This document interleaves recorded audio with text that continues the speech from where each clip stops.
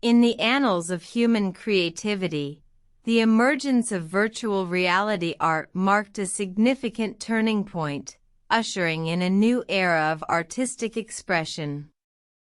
This captivating tale transports us to the early 1990s, a time when technology was on the cusp of a revolutionary leap. The stage was set in Silicon Valley, California, where a visionary named Jaron Lanier, the father of virtual reality, was about to unveil his masterpiece, the first ever virtual reality art gallery. Lanier, an accomplished scientist and musician, believed that virtual reality was not just a tool, but a medium that could transcend the limitations of traditional art. His vision was to create an immersive environment where art could be experienced, not just observed.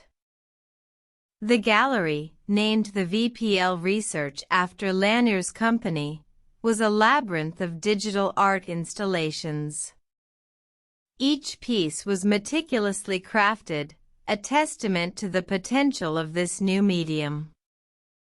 The gallery was designed to transport visitors into the heart of the art, allowing them to interact with it in ways previously unimaginable. The first piece, Voyage, was a mesmerizing journey through a digital cosmos.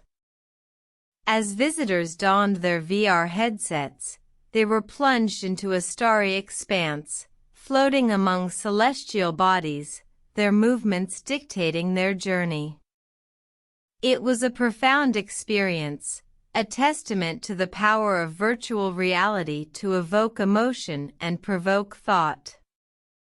The Protester, another installation, was a poignant commentary on societal unrest. Visitors found themselves in a digital protest, surrounded by virtual protesters, their actions and words echoing the real-world struggles of the time.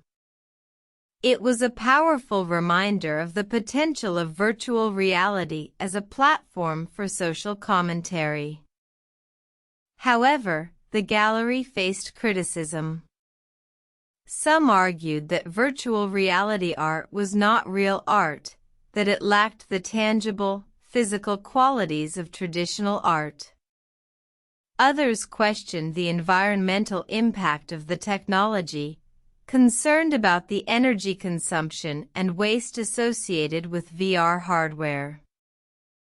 Despite these challenges, the gallery was a beacon of innovation, a testament to the power of human creativity in the face of technological advancement. It marked a turning point in the history of art, heralding a new era of immersive, interactive, and thought-provoking art. In the years that followed, virtual reality art continued to evolve, pushing the boundaries of what was possible.